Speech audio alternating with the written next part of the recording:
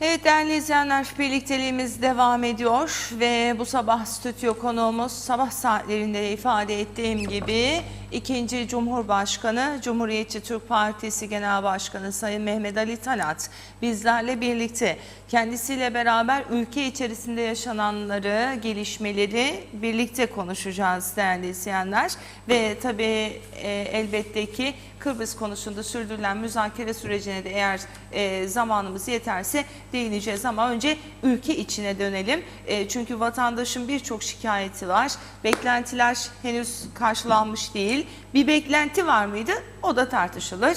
Efendim Sayın Talat, hoş geldiniz. Hoş bulduk. Herkese selamlar, günaydın. Günaydınlar. Efendim tabii ülke içerisinde yaşanan gelişmeler ve gündem maddeleriyle başlayalım isterseniz. Daha sonra Kıbrıs konusuna da süremiz yeterse değinmek istiyorum. İlk olarak TÜK'le başlayalım. Çok mu hızlı oldu? TÜK'le başlayalım efendim. TÜK için. Daha doğrusu şöyle başlayalım. Buyurun. İsterseniz. Bir kere şöyle bir durum var. Yani Türkiye'de bir darbe girişimi oldu. Bu darbe girişiminden dolayı olağanüstü hal ilan edildi ve olağanüstü hal koşullarında kanun gücünde kararnamelerle Türkiye'de bir sürü eylem yapılıyor. Bu bile eleştirilirken bizde olağanüstü hal ilanı yok. Konularla ilgili ivedilik yok. Hiçbirinde. Bütün bu konular meclis açılınca gündeme getirilebilirdi yasa ile. Ama bu da beklenmeden alelacele sanki ya bir darbe hükümeti gibi ya da darbeden ucuz kurtulmuş bir hükümet gibi bir tavır içine girdi hükümet. Ben bunu anlamakta zorlanıyorum. Üstelik ivedi olmayan konularda ve üstelik tamamen yasal olarak yetkisi dışında olan konularda. Yani şöyle düşünün, muhaciret affı yapıldı. Yasa gücünde kararnameyle. Bu ekonomik bir konu değil. Salt ekonomik konularda ve ivedi olması şartıyla kanun gücünde kararname çıkarılabilir. Bu ne tamamen ekonomiktir ne de ivedidir. Bir ay sonra meclis açılırdı, bir ay sonra yaparlardı bunu. Hatta gerekirse çok ivediyse meclis toplantıya da çağrılabilirdi ivedi durumlarda. Bunların hiçbiri yapılmadı, kanun gücünde kararnameyle idare edildi. Muhaciret affı bunlardan biri. İkincisi dediğiniz gibi TÜK. Şimdi Toprak Ürünleri Kurumu uzun zamandır zarardadır ve zaten zararda olması da kaçınılmazdır. Onu söyleyeyim öncelikle.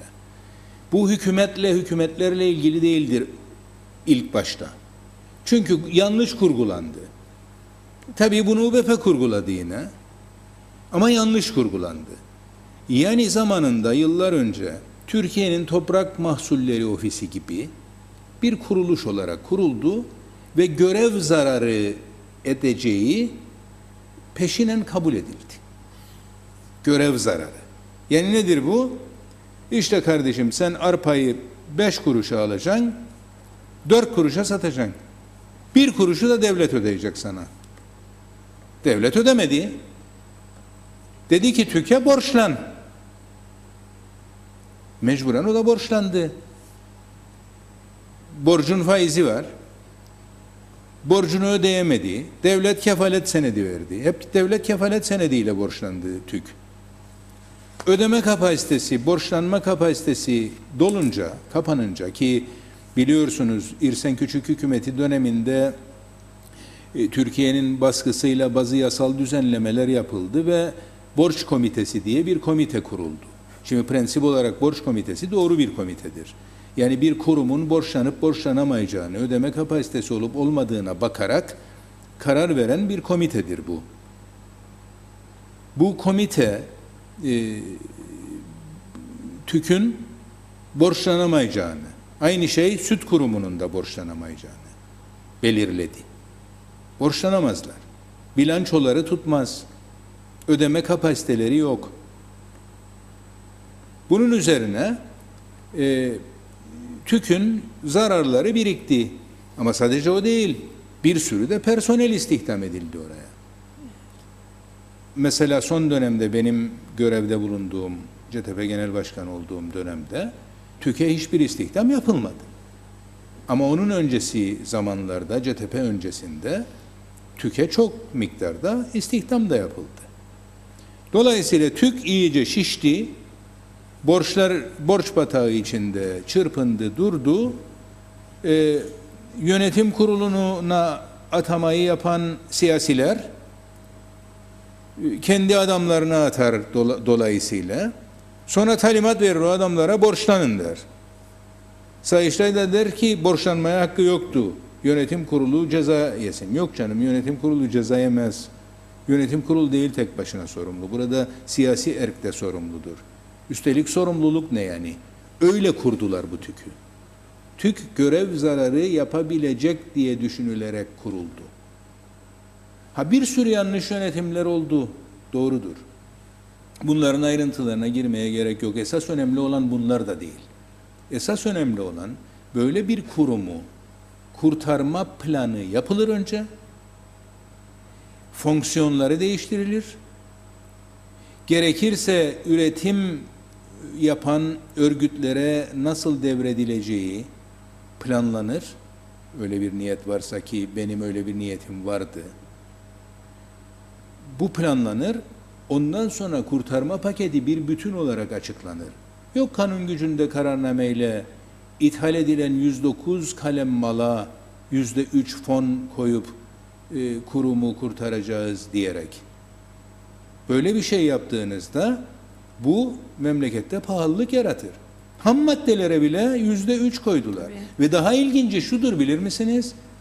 Bunu ön izin almak için gidip başvurduğunuzda ödersiniz. Ön izin almak için gidip başvurduğunuzda örneğin diyelim ki 5 ton domates getireceksiniz. Şimdi her şey ön izne tabi oldu. Yani elma ithali eskiden ön izne tabi değildi. Şimdi ön izne tabidir. Hepsi de şey gereği. Yapılan bir Avrupa Birliği ile uyum yasası gereği öyle bir şey yapıldı. Yani ülkeye girişi kontrol edebilmek içindir o. Yani bir anlamda formalitedir aslında. Ona başvurdunuz, işte 100 kasada elma getireceksiniz. Ama ondan sonra piyasaya baktınız, ithal edeceğiniz zamana yakın ya da fiyat nedeniyle bir sıkıntınız oldu. 5 ton yerine 3 ton getirdiniz. 100 kasa elma yerine de 50 kasa getirdiniz. Ama siz 100 için müracaat ettiğiniz ve işte 10 ton için müracaat ettiğiniz için o parayı ödeyeceksiniz. Yani getirmediğiniz malın da peşinden ödemiş olacaksınız. Vergisini, fonunu ödemiş olacaksınız. Böyle saçma bir şey nasıl olabilir? Yani bunu fatura üstünden gümrükte bile yapmıyor. Gümrükte getirdiği mal üstünden bile yapmıyor. Daha ön izinde yapıyor. Ne çıkarsa bahtına gibi.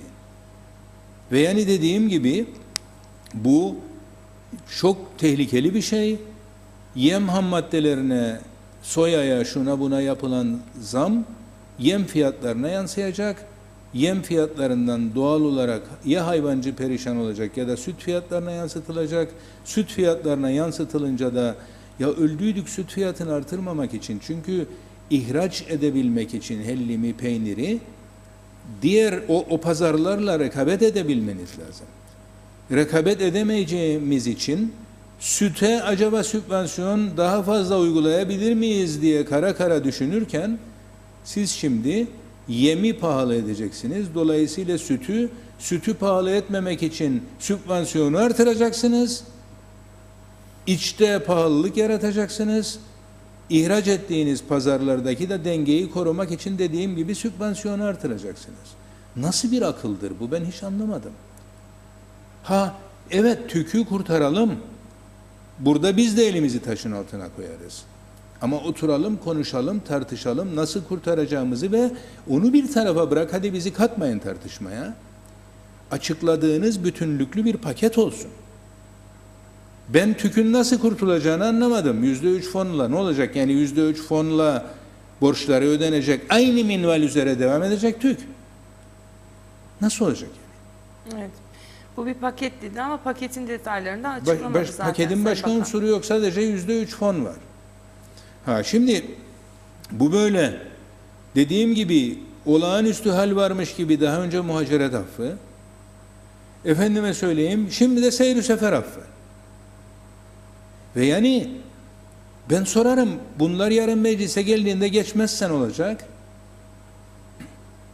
Geçmeme ihtimali yüksek çünkü hükümet azınlık hükümeti zaten. Yani böylesine zamların olacağı bir uygulamaya bütün milletvekillerinin, hükümete güven oyu veren bütün milletvekillerinin destek olacağının garantisi var mı? Bilmem, belki de sordular onlara. Ama yani bu riskli bir iştir. Ha bugüne kadar vergi affı da yapıldı, CTP hükümetinde de yapıldı. Ama vergi affı yapılırken cezaları belli oranda veya tamamen affedildi. Faizler affedildi.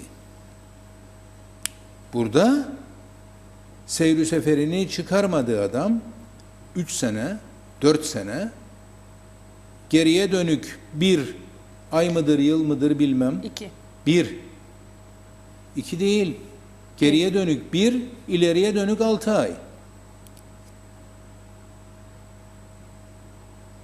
Kayıttan düşen içindir o. Ha, evet pardon özür dilerim. Kayıttan düşmeyen için 1, yani ben okuduğumda ay Evet. anladım onu ama diyelim ki yıl olsun. Kayıttan düşmüşe de 2 ödeyecek. Yani kayıttan düşmüş ne demektir bilir misiniz? 5 yıldan fazla demektir. 10 yılda olabilir bu. 2 yıl ödeyecek. Zamsız, şeysiz. Peki ödeyenler? Ya bu ödeyenler herhalde akılsız görülüyor, gerizekalı görülüyor bu hükümet tarafından. Olabilir mi böyle bir şey? Ya ben ödedim, pişmanım ödediğime. Gerçekten yani günü gününe ödüyorum. Pişmanım. Demek ki ödememek lazımdı. Yani ben sembolik olarak kendimi söylüyorum. Benim gibi yüzlerce, binlerce insan var. Niye bu insanlar öder? Hatta gecikirse cezasını da öder. Ama hiç ödemeyen adam, 10 yıl ödemeyen adam 2 yılını öder. 4 yılını ödemeyen adam 1 yılını öder. Tabii okuduğumda 1 ay anlarım ama neyse yıl diyelim, öder ve bağışla affedilir. Böyle bir şey olamaz. Ceza affedilebilir. Cezayı anlarım. Ama diğerini anlamam. O oluşmuş bir borçtur. Hükümetin böyle bir yetkisi var mı? Emin de değilim yani ha. Yasal Hukuken. duruma bakmamız lazım. Tabii hukuken. Ki Mesela sosyal sigortasını bir çalışanın bağışlayabilir misiniz? Bağışlayamazsınız. İmkan ve ihtimal yoktur. Yasa buna engeldir. Peki oluşmuş bir borcun, vergiyi de bağışlayamazsınız. Verginin kendisini, kendi beyanı üstünden, kendi sunduğu belgeler üstünden ise, yani abartılı vergiler koymuşsanız başka, ben onu demiyorum. Kendi sundukları üstünden belirlenmiş vergiyi adam ödemezse cezaları var. Hadi cezalarını bağışla. O var, o yetki belki de. Bugüne kadar yapıldığına göre var. Ama verginin kendini bağışlayabilir misin? Burada da oluşmuş bir borç var. Bu insanın seyr-i sefer borcu var. Sen bunu bağışlayabilir misin? Cezalarını evet anlıyorum. Ama kendisini, şimdi şunu söyleyeyim. Geriye dönük de hesapladığınızda zaten gittikçe düştüğü için geriye doğru çok bir para belki de tutmayacaktı. Ama bunu siz 2 yılla sınırlama hakkına sahip misiniz bilmiyorum. Bir, ikincisi de hiç kusura bakmasınlar, ödeyenlerin isyan çıkartması lazım. Ödeyenler de geri istemeli paralarını. Günahtır insanlara insanları enayi yerine koymak, akılsız yerine koymak son derece ayıptır. Ben yani gerçekten bu hükümeti anlayamıyorum. Bir darbe hükümeti gibi davranıyor. Zaten öyle geldi hükümette. Yani bir gün ansızın karar verdi UBP, hükümetten çekildi. Diğerlerini de ayartmışmış meğer daha önceden. Onları da toparladı ve bir azınlık hükümetini kurdu. Ve sonra bu hükümet arka arkaya vatandaşı rahatsız eden, insanımızı perişan eden uygulamaları pervasızca yapmaya başladı. Yoksa meclis açılınca biz hiçbir şey yapamayacağız, perişan olacağız, gideceğiz diyerek düşünerek işte kısa günün karı gibi bir şeyler yapalım, iyi görünelim maksatlı mı yaptılar ama iyi de görünmeyecekler yani. Çünkü seyr-i sefer harcını ödemeyen insanlar azınlıktadır. Çoğunlukta olanlar ödeyenlerdir. Ahmak yerine konanlardır. O insanlar herhalde bu hükümete aferin demezler. Demeyecekler. Sayın Başkan, bir takım rivayetlere göre hükümet önümüzdeki yılın bütçesinden çok fazla para harcamış bulunuyor ve bunu 13. maaşların ödenmesi noktasında hazırlanan bir para toplama girişimi olarak algılandığı söyleniyor. Para Olabilir toplama mi? girişimi olduğu doğrudur. Ama doğru planlanmamıştır. Bunu beklerdi. Mecliste yapardı. Meclis açılıyor. İvediliği bunun hele hiç yoktu seyr-i sefer harcı bağışlamanın. 13. maaşlar için bile olsa yine meclise getirebilirdi. Vakit vardır. 1 Eylül'de, 1 Ekim'de galiba açılır meclis. Evet. Dolayısıyla yani bunu yapabilirdi. Onu da yapmadı. Para toplama maksatlı olduğu da doğrudur. Mutlaka. Bu da meşrudur. İtirazım yoktur. Ama doğru dürüst yapılır bu. Eğer bu meclise gelseydi örneğin, CTP'de, işte TDP'de, onu bir tarafa bırakın, milletvekillerinin kendileri de hükümeti destekleyen konuşurdu, görüş ortaya koyardı ve daha zengin bir şey çıkardı. İçerik zenginleşirdi. Biz de TÜK'ün kurtulmasını istiyoruz elbette. Biz de seyr-i sefer çıkarmama nedeniyle dara düştü adam. Seyr-i sefer de ucuz değil yani, özellikle ağır arabaların ucuz değil. Dara düştü adam, çıkaramadı. Biz de af istiyoruz. Onları sisteme katmak istiyoruz. Hatta yani işte araçların çiplenmesi, çip takılması ve ona göre işte benzin alması, mazot alması, benzin alırken seyr-i sefer parasını ödemesi gibi düşünceler var biliyorum. Bunlar güzel şeyler. Biz bunlara destek oluruz. Doğru şeylere niçin destek olmayalım?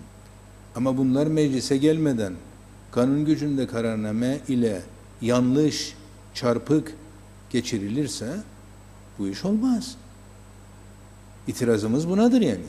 İşin prensibine değil, muhaceret affı, onu da yapardık. Mağdur olan bir sürü insan var. Parçalanan aile var. Yapardık. Ekonomik çevrelerin istedikleri var. İşveren yüzünden kaçağa düşmüş, dünya kadar borcu birikmiş işçiler var, insanlar var. Biz emekçileri savunan bir parti olarak, emeği savunan bir parti olarak emekçilerin elbette maruz kaldıkları haksızlıkların giderilmesini isteriz. Buna destek oluruz. Ama bunun için kanun gücünde kararname olmaz. Zaten olmaz yani. O yasal değil bir kere. Onu mahkemeye götürmeme konularını değerlendiriyoruz daha. Çünkü yasalarımıza, anayasamıza göre ekonomik ve ivedi olmak şartıyla kanun gücünde kararname çıkarılabilir. Bu seyr-i sefer affı da ivedi değil. Çok açık ve net ivedi olmadığı.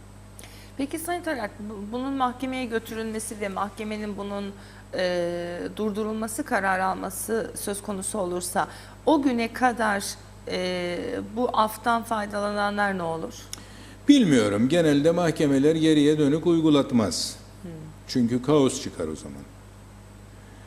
Fakat yani önemli olan bu prensibin yanlış olduğunun tespit edilmesi ve hükümetlerin bundan sonra böyle işler karıştırmaması. Peki şeyi nasıl değerlendiriyorsunuz? Mesela Cumhuriyetçi Türk Partisi iktidarları döneminde bu tarz girişimler belki pek olmadı ama farklı girişimlerde, örneğin vergi affında vesairede sivil toplum örgütleri ve sendikaların hemen işte tepkisel olarak bir takım açıklamalar, eylemler yapmasını, bu dönemde çok fazla sokağa dökülen, tepkisel anlamda bir eylem planı yapan çok fazla yok. Acaba memnuniyet mi var bizim görmediğimiz? Vallahi bir sürü neden var tabii bunda. Yani bazıları der ki işte CTP'den biz daha fazlasını beklerdik. Dolayısıyla CTP'nin hatalarını affedemeyiz.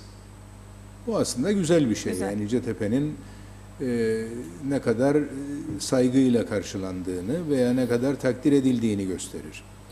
Ama bunun yanı sıra başka şeyler de var. Dikkat edin, meclisin kapalı olduğu dönemde arka arkaya getiriyorlar bunları. Mecliste bir hareketlenme olmayacağını biliyorlar.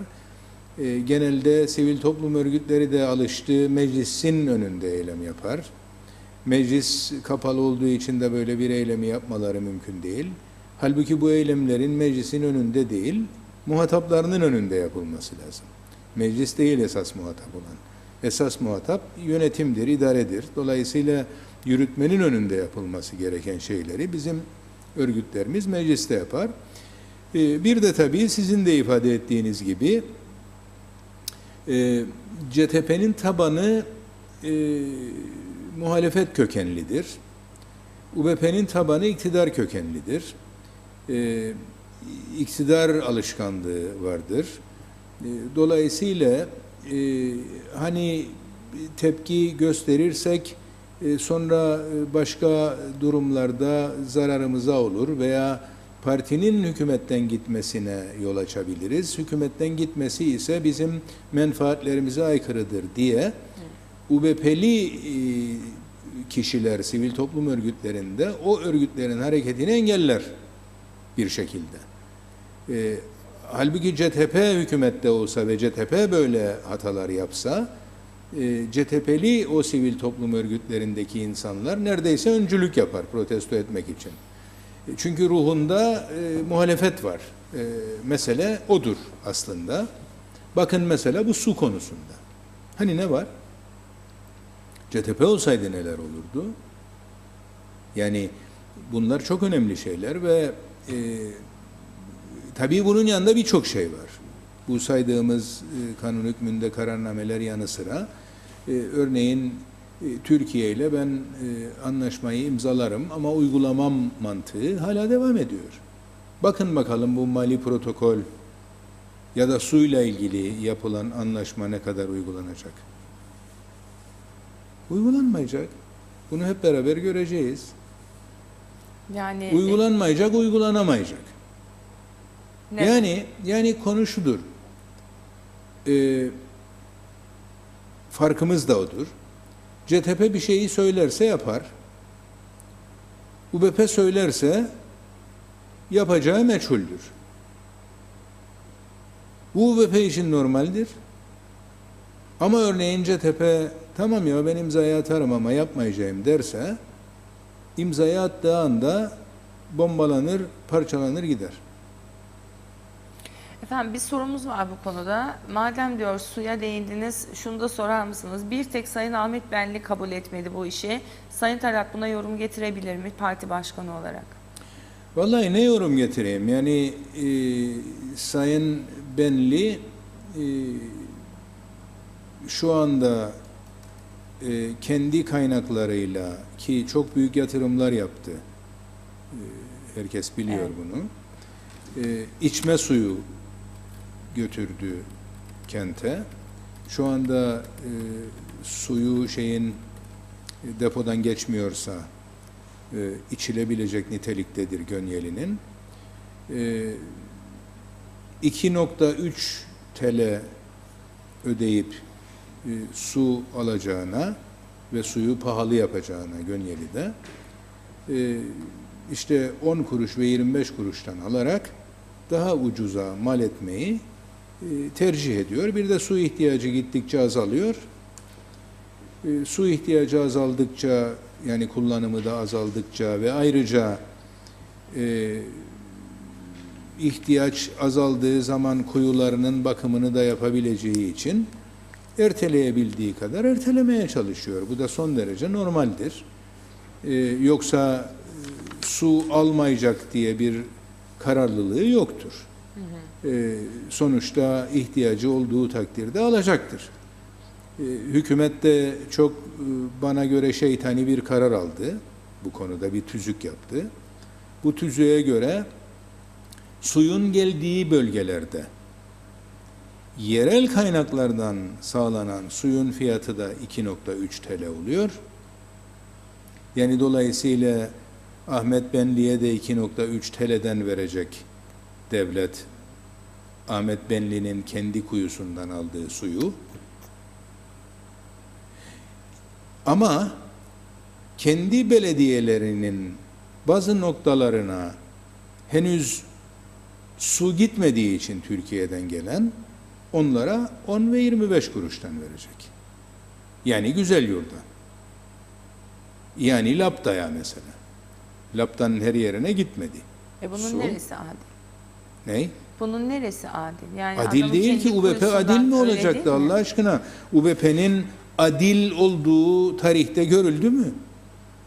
İşte kendi belediyelerine, mesela Güzelyurt şimdi suyu bir miktar Türkiye suyu alıp bir miktar da kendi, hani gitmeyen yerlerde kendi kaynaklarını 10-25 kuruşa alıp şey yapacak, paçal yapacak, toplayacak ve daha ucuza mal etmiş olacak.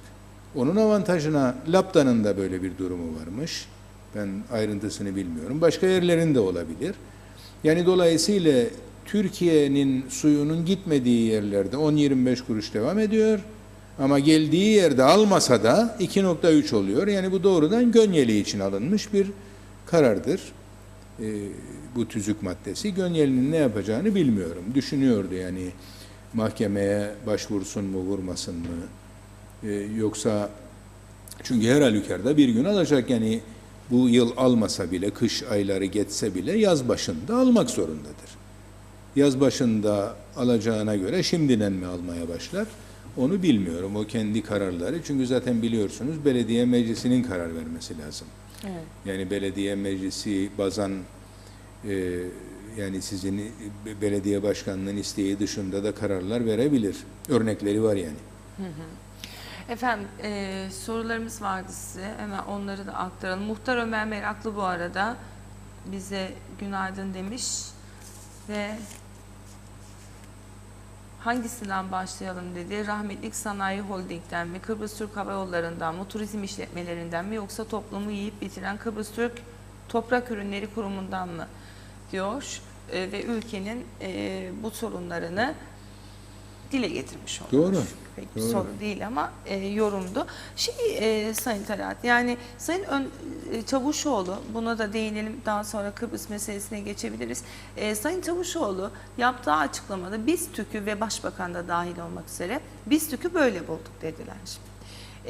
TÜK'ü böyle bulduk demek, Cumhuriyetçi Türk Partisi'nden böyle aldık demek gibi oluyor. Sayın Önder Senderoğlu'nun da uzun bir zaman başarılı bir bakanlık yürüttüğünü ve bugün içinde UBP'nin iktidarda güven oyu aldığı bir kişi olarak orada bulunması veya bunları izliyor olması sizce de biraz garip değil mi? Ya şunu söyleyeyim, CTP de TÜK'ü UBP'den daha kötü aldıydı.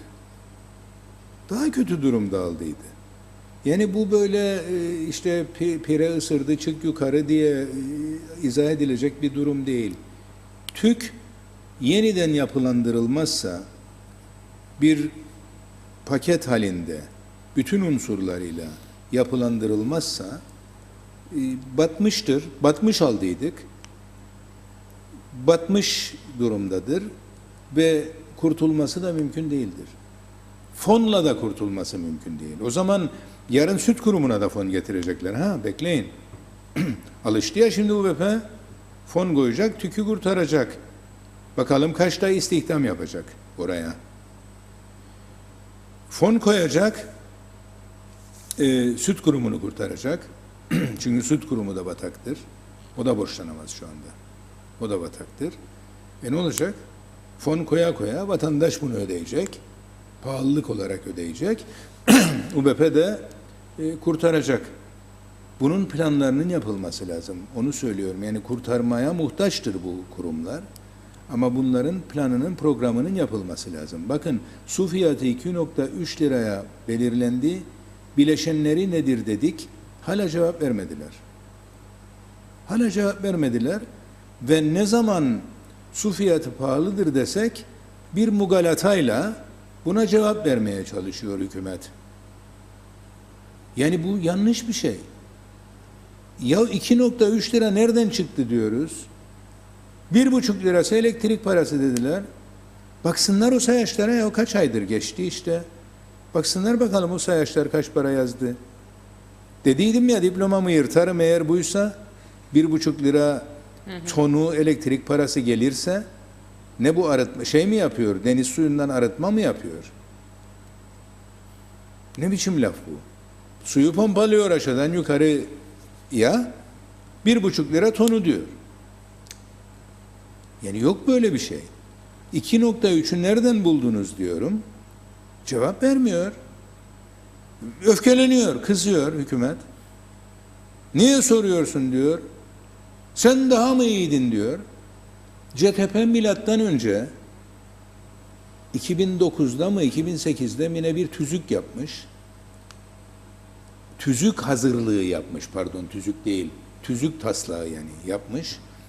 O tüzük taslağına göre yeraltı su kaynakları daha pahalıya verilecekmiş belediyelere.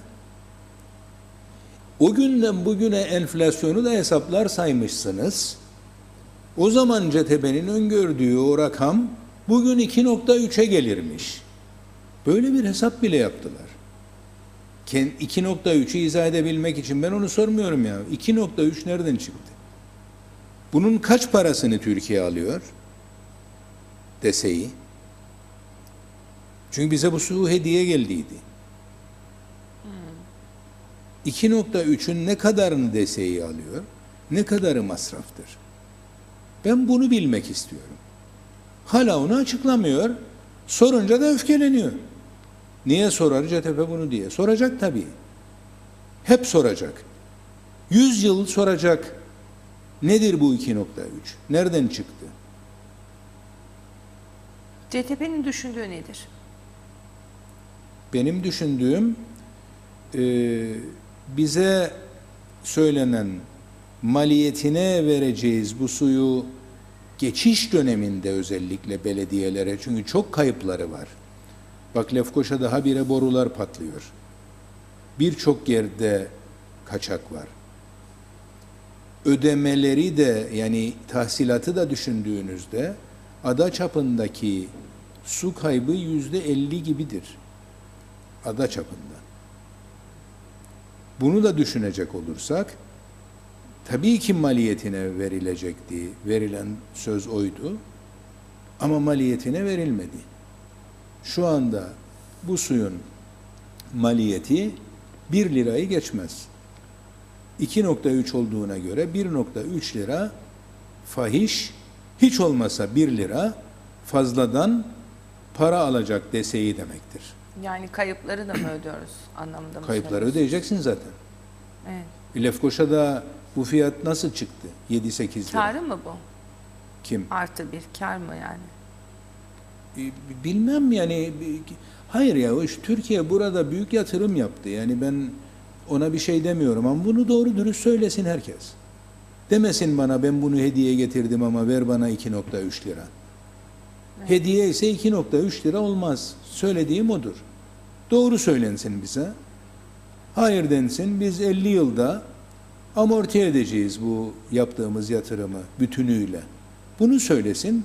O zaman ben destekleyeceğim bu sonucu. Hiç itirazım yok. Ama bunu söylemeden hediye getirdik, maliyetine vereceğiz deyip de 2,3 lira almak doğru değil bence. Evet. Peki Sayın Talat, şununla ilgili bilginiz var mı? Mesela diyelim ki bu geçiş dönemi bitti. Şimdi dahil olan belediyeler oldu, olmayanlar oldu veya Sayın Benli de spesifik örnek verecek olursak yazdan itibaren dahil oldu. Bittikten sonrası muamma mı yoksa bir şey var mı? Yani diyelim ki sonra özelleştirme dediler. Hani hiçbir hazırlık olduğunu görmedim ben, duymadım. Duymadım yüzden yani, sordum, bilmiyorum. yani bilginiz var mı diye. Şimdi adamlar dahil oldu ama sonra Tabii bilmem yani, sonuçta acaba projeler de Türkiye'de yapılır, ihale de Türkiye'de mi çıkar? Çünkü CTP yok hükümette. CTP hükümette olduğu dönemde yapıldı o su anlaşması ve su anlaşmasında büyük kavgalar, biliyorsun hükümetin gitmesine de sebep oldu. Büyük kavgalarla ihalenin Kıbrıs'ta yapılacağı, bunu bizim kendi ihale komisyonumuzun yapacağı belirlendi ve yazıldı oraya. Ama UBP şu anda iktidarda, öyle mi yapar yoksa Türkiye'de mi yapılır her şey, onu bilemiyorum. Bakın mesela DSİ'nin burada geçiş dönemi işlerini yapmak üzere yapacağı işleri ihale etti ve Türkiye'de açtı ihaleyi. Peki bir şey daha söyleyeyim. DSİ eğer anlaşmada öngörüldüğü gibi 1 yıl süreyle bu işi yapacaksa, ihtiyacı mı vardı bir şirketin bu işi almasına, 1 yıllığına? Bence bu iş 1 yılda olmayacak demektir. Bu iş daha uzun vadeli olacak ve işte bu ihaleyi alacak şirket, bütün o burada açılacak Merkezi İhale Komisyonu'nun sonuçlandıracağı işleri de o yapacak diye düşünüyorum. Bunu da göreceğiz. İzleyip göreceğiz. Efendim Kıbrıs konusuna da değinelim. Son 20 dakikamızın içerisine girmiş bulunuyoruz. Şu andaki atmosferi nasıl değerlendiriyoruz? Yani New York'ta bir zirve düşünülüyor. Garanti ve güvenlik noktasında Cumhurbaşkanı'nın Ankara'ya yaptığı ziyaret ve tabii her ne kadar o ziyarette garanti ve güvenlik konusu Kıbrıs'ta konuşulmamış olsa da sivrisinekler ve dedikoduculuk daha ön plana çıkmış olsa da ciddi bir şeyler olduğunu düşünüyoruz. Neler söyleyebiliriz efendim? Nasıl analiz ediyoruz bunu? Vallahi şöyle diyeyim. Bir kere New York'ta Aralık'ta zirve, Eylül'de zirve olacaksa, bu ancak şimdi yapılacak olan bu 7 toplantının ki biri yapıldı, 6 toplantının çok başarılı geçmesi ve anlaşmayı neredeyse bitirme, tamamlama noktasına ulaşması gerekiyor. Bu olduğu takdirde New York'ta bir zirve yapılabilir. Ve bu zirve tabii Birleşmiş Milletler Genel Kurulu vesilesiyle New York'a gidecek hem Anastasiadis hem Akıncı. Ama Anastasiadis zaten sözcüğü açıkladı. Cumhurbaşkanı olarak gidiyor. Kıbrıs Cumhuriyeti adına gidiyor. Dolayısıyla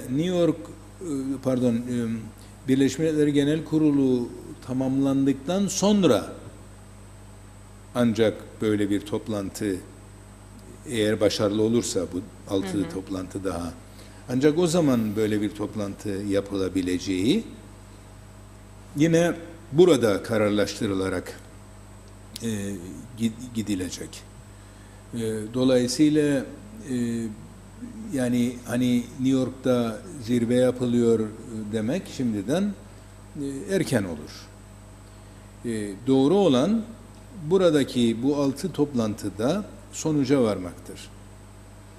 Zirve de tabii ki güvenlik ve garantiler başlığını ele almak için mutlaka yapılacak. Ama ne zaman yapılacak? Diğer konular tamamlandıktan sonra. Diğer konularda işte bu önümüzdeki 6 toplantıyla tamamlanacağı varsayılıyor. Veya belki genel kuruldan sonra, yani New York'a gidilecek ya, ayrı ayrı da gidilebilir, gidilecek. Geldikten sonra da devam edip belki Aralık ayında zirve toplanabilir. Yani ille de Eylül sonu veya Ekim başı zirve toplanacak diye bir şey yoktur şu anda. Onu söylemek istiyorum. Esas olan o değil. Esas olan burada yapılacak olanlardır, görüşmelerdir. Ve bu görüşmelerin sonuca varmasıdır. Ne aşamadadır görüşmeler derseniz, bana göre çok iyi bir aşamadadır. Nereden vardınız bu konuya? Çok ciddi yakınlaşmalar var. Daha önce bıraktığımız yerden alınmış, daha ileri bir noktaya götürülmüştür. Mülkiyet en basitiyle söyleyecek olursam, mülkiyette ciddi ilerlemeler elde edilmiştir. Özellikle Avrupa İnsan Hakları Mahkemesi'nin Dimopoulos kararından sonra oluşturduğu o düşünce, o mülkiyetin çözüm formülü, mülkiyet sorununun çözüm formülü dikkate alınarak ciddi ilerlemeler kaydedilmiştir. Dolayısıyla beni en fazla mutlu eden ve güvenle bakmamı sağlayan çözüme budur. Benim dönemimde bu olmamıştı. Çünkü henüz Dimopoulos kararı yoktu. Daha doğrusu bizim dönemimizin en sonunda çıkmıştı. Ocak, Şubat, Mart'ta çıkmıştı. Dolayısıyla Dimopoulos kararının etkisi daha sonra görüldü doğal olarak. Tabii bir yandan bu olurken diğer yandan da bizim taraftaki çözüm karşıtları ve aymazlıkları gerçekten beni şaşırtıyor. Bir kere Rum basınının yalan haberleri alınıp haber yapılıyor. Bu tabii kötü bir şey, çünkü Rum basını bunu bilerek yapıyor çoğu zaman. Hatta belki de kendi istihbaratının veya hükümetinin yönlendirmesiyle yapıyor. Biz de Hannovalığı gibi yapışıyoruz buna. Bir bu. Ama ikincisi, daha önemlisi, hükümetin başının gösterdiği aymazlık. Bizim diyor haberimiz yoktu Temsilciler Meclisi'nde kararların oy çokluğuyla alınacağından diyor. Bunu diyor Cumhurbaşkanlığında geçen gün yapılan toplantıda öğrendik diyor. Olur mu böyle bir şey? Bir başbakan bunu nasıl söyler? Bir hükümetin başı bunu nasıl söyler? Bir Dışişleri Bakanı eski bunu nasıl söyler? Ya onun planında böyleydi. Hep böyle oldu. Kendisinin Dışişleri Bakanı olduğu, benim Cumhurbaşkanı olduğum dönemde de böyle oldu. Bütün tutanakları okudu. Varsayıyorum. Demek ki okumamış hiçbirini. Ve Cumhurbaşkanlığında söylenince fark etmiş. Düşünebilir misiniz böyle bir şeyi? Böyle bir hükümetimiz var. Ya o Temsilciler Meclisi'nde kararlar oy çokluğuyla alınıyor. Annan planında da böyleydi. Ama Senato var onun üstünde. Senatoda ise konuya göre bazen nitelikli çoğunlukla, yani ne bileyim 5'te 2 çoğunlukla, bazen salt çoğunlukla alınıyor kararlar, ama orada da eşit sayıda senatör var. Bu bütün federasyonlarda böyledir. Federasyonun bir gereğidir bu. 2 kamera olur. Hep Amerika'da da öyledir. Temsilciler Meclisi olur, Senato olur. O kamerada, yani eyaletlerin nüfusuna göre yolladığı milletvekilleri var orada. Eyaletler devletlerdir orada, biliyorsunuz Amerika'da. Devletlerin nüfus oranına göre yolladığı insanlar var Temsilciler Meclisi'nde. Senatoda ise her eyalet 2 kişi yollar. Mesela. Dolayısıyla eşit sayıdadır senato. Bizde de öyle olacaktır. Federasyonlar öyledir. Temsilciler Meclisi'nde kararlar oy çokluğuyla alınır. Senatoda öyle olur. Onların sistemi öyle. Bizde ise senatoda bazılarının nitelikli oyla alınacak. Ama senatör sayımız da eşit olduğu için herhangi bir sıkıntı olmayacak. Şimdi bu bilindiği halde bu konuyu okuduğunu varsaydığım, çünkü uluslararası ilişkiler veya siyaset bilimi okudu Sayın Başbakan. Bunu nasıl Cumhurbaşkanlığında duydu anlamadım ben. Dediğim gibi Annan planında var, benim dönemimde var ve benim buna karşı önerim var. Ben çok ısrar ettim, çok kavga ettim. Önerim de şuydu. Gelin şöyle bir süphap koyalım. Temsilciler Meclisi'nde madem ki nüfus oranına göredir milletvekili sayısı, bütün öneriler Rum tarafının desteklediği geçecek, Türk tarafının milletvekillerinin esamesi okunmayacak. Onun için gel şöyle diyelim, her iki tarafın milletvekillerinin en azından 1/4'inin onayladığı kararlar geçsin. 1/4'inin.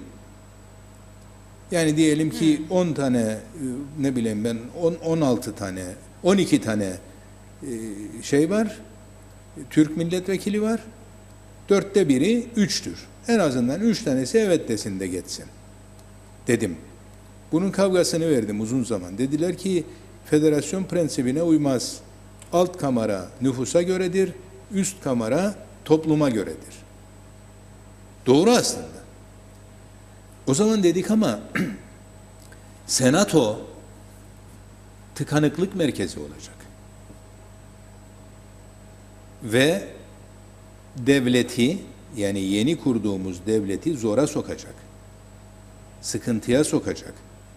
Dağılmasını bile belki de uzun vadede zorlayacak. Onun için gelin böyle bir emniyet oluşturalım. Bunun üzerine dediler ki uzun tartışmalardan sonra şöyle bir formül geliştirdik. BEME'nin de katkısıyla. Alarm bell formülü. Eğer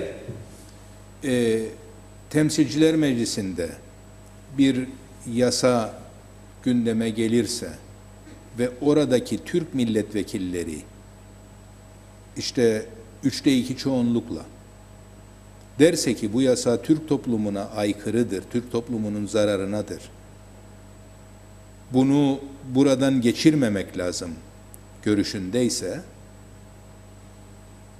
bir yazıyla Yüksek Mahkeme'ye başvurur.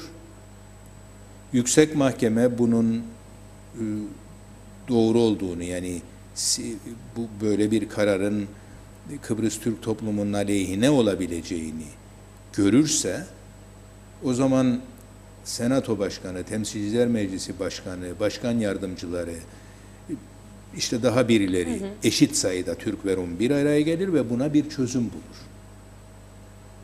Alarm bell de budur. Bazen mahkeme var içinde, galiba benim görüştüğüm zaman da mahkeme yoktu, şimdi mahkeme var. Ama yani şunu demek istiyorum, eğer Temsilciler Meclisi'ne sıkça Türk toplumu aleyhine kararlar ya da yasalar gelirse, bunu durduracak başka bir mekanizma yarattık. Dolayısıyla bunlar biliniyordu. Bilinmiyor değildi. Ha bilinmiyorsa demek ki ilgilenilmiyordu. Ama ilk defa orada duyduk demesi bana çok tuhaf geldi Başbakanın. Bunu yani birazcık daha ciddiye almak lazım müzakereleri demektir bu. Müzakereler bana göre bu yılın sonuna kadar tamamlanırsa çözümü yakalarız. Bu yılın sonuna kadar tamamlayamazsak maalesef üzülerek söylüyorum ama işimiz zordur, ertelenir ve bu fırsat kaybedilir. Defalarca ifade edildi ya, bu son fırsattır, gerçekten bundan sonraki fırsatlar doğarsa eğer gelecekte çok daha zor şartlarda yürütülür, başarılır. Sayın Talat, müzakere süreci sizin bıraktığınız noktadan devam ediyor. Bir dönem kesintiye uğramış olsa da. Tabii Eroğlu dönemi ölü dönem oldu biliyorsunuz orada. %80-90 oranında siz belirli şeyleri, uzlaşıları sağlamıştınız. Mülkiyet dışındakileri evet. Bir tek mülkiyet mi kalmıştı? En önemli mülkiyetti. Bazı bölümlerde Eroğlu döneminde gerilemeler de oldu. Bazı daha önceden uzlaştığımız konularda geri adımlar atıldı falan. Ve uyutuldu o dönem. 5 yıl kaybedildi.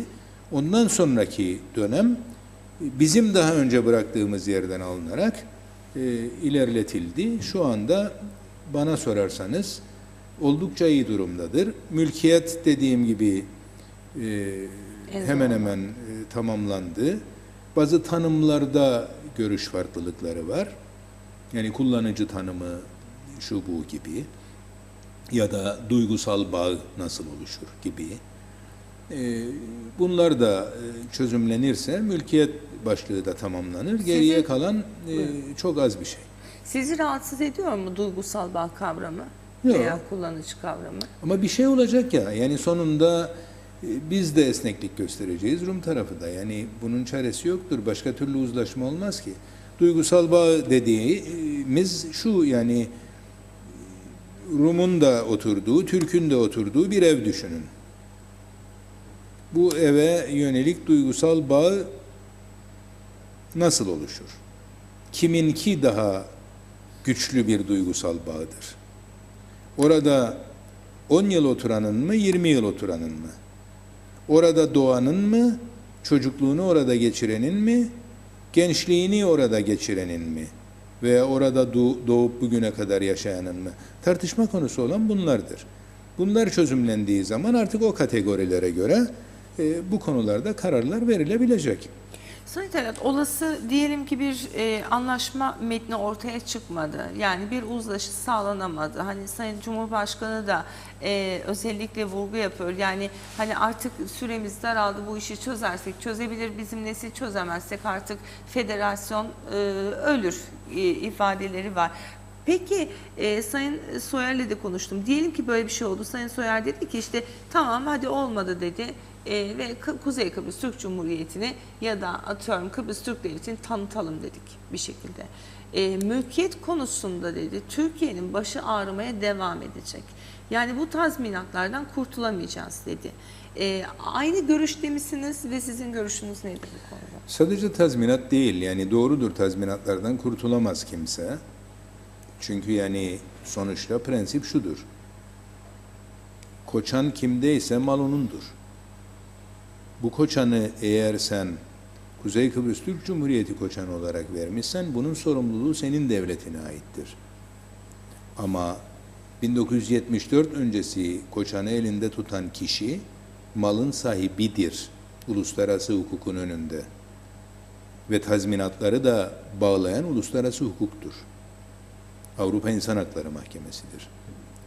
Dolayısıyla doğrudur. Bizim taşınmaz mal komisyonumuz da öyle yapıyor. Tazminat ödüyor adama. Dolayısıyla biz de zaten o hukuku doğru kabul ederek veya referans alarak kendi hukukumuzu oluşturduk. Kim ödeyecek mesela böyle bir durumda böyle bir tazminatı? Türkiye mi Kıbrıs? Çözüm olmazsa Türkiye ödemeye devam edecek. Başka çare var mı? Ve sadece olmayacak ki. Yani tek sorumluluğu bu değil ki Türkiye'nin. Türkiye üstelik taşınmaz mal komisyonu aracılığıyla olmazsa, ki büyük ihtimalle çözüm olmazsa taşınmaz mal komisyonunun da fonksiyonelliği tartışma konusu olacak ve ortadan kaldırılacak AHİM tarafından, Avrupa İnsan Hakları Mahkemesi tarafından. O ortadan kalkarsa Türkiye kullanım kayıplarını ödeyecek. Ve kullanım kaybı da mülkiyetin onda olmasına, o kişide olmasına devam etmek koşuluyla olacak. Loizidu gibi olacak. Loizidu içtihadı geri gelecek. Benim korkum odur. Hele bu anlayışlarla hareket ederse UBP hükümetinin anlayışıyla hareket ederse geleceğin liderleri, tam bir felaket yaşayacağız. Sadece bu da değil. Yani Kıbrıs sorununun federal çözüm dışında bir yolla çözümlenmesi mümkündür, doğrudur. Ama Güvenlik Konseyi'nin bugüne kadar aldığı kararlar bunu reddediyor. Bu kararları değiştirebilir miyiz biz? Var mı öyle bir gücümüz? Var mı öyle bir takatimiz? Amerika Birleşik Devletleri, Rusya, Çin, Fransa, İngiltere oturacak ve diyecek ki federasyon artık öldü, iki devlet diyecekler. Böyle bir şey mümkün görür müsünüz? Ha, görmezseniz bana göre ne olursa olsun, belki haklıdırlar, yani bu neslin son şansıdır bu, ama başka nesiller yine uğraşmaya devam edecek ve acı çekecek maalesef. Evet. Peki, çok teşekkürler Sayın Talat bu sohbet için, Sağ olun. değerlendirmeleriniz için. Değerli izleyenler, bugün için de birlikteliğimizi burada noktalıyoruz. Yeniden sizinle birlikte hafta başında pazartesi günü güne merhaba demek adına şimdilik hoşça kalın diyoruz.